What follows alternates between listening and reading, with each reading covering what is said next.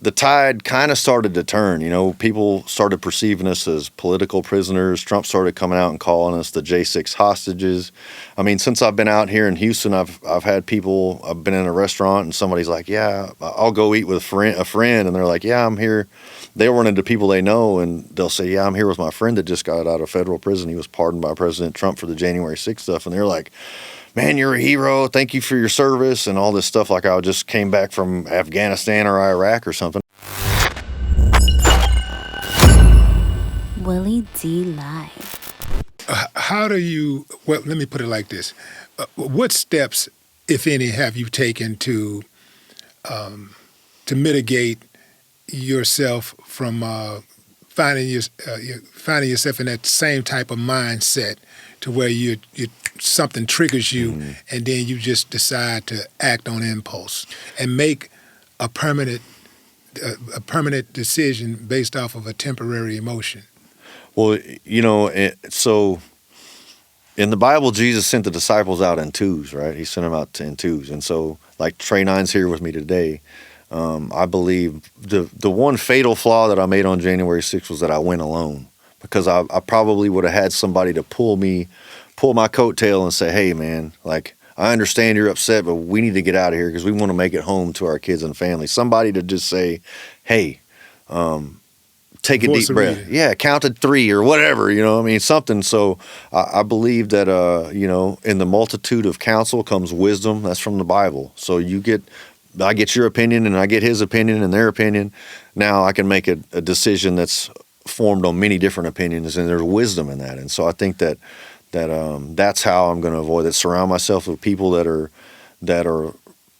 based in the Bible and the love of Jesus Christ, and that are going to have my own interest at heart, not people that I don't know or will know what's going on in the crowd or anything like that. So I believe that, that surrounding myself with good people and just having somebody with me, I always tell my kids, if you're going to do something stupid, make sure it's your idea.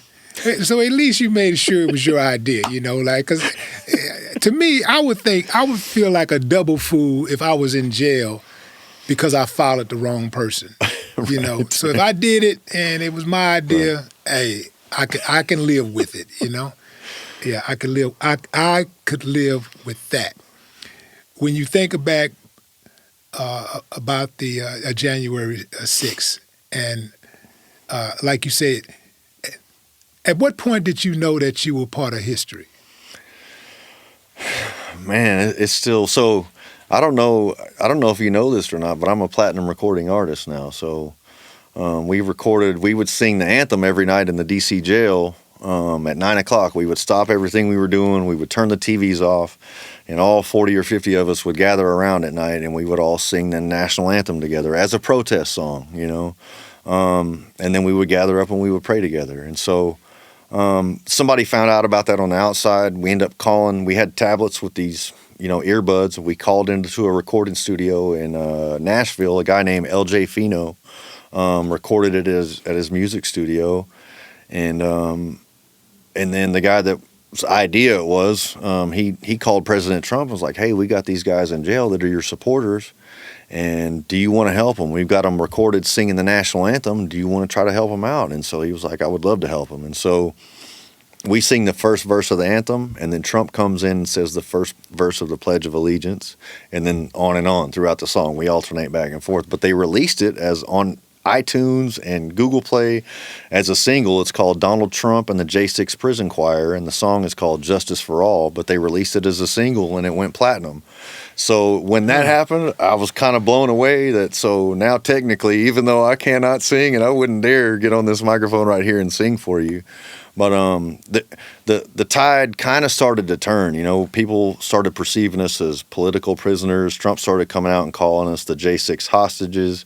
I mean, since I've been out here in Houston, I've had people. I've been in a restaurant and somebody's like, "Yeah, I'll go eat with a friend," and they're like, "Yeah, I'm here." They'll run into people they know and they'll say, "Yeah, I'm here with my friend that just got out of federal prison. He was pardoned by President Trump for the January 6th stuff," and they're like, "Man, you're a hero. Thank you for your service," and all this stuff like I just came back from Afghanistan or Iraq or something. I don't take that too. I don't get into all that, but I know that whether I intended to or not, I stumbled into history. Nothing like that has ever really happened at the Capitol. So,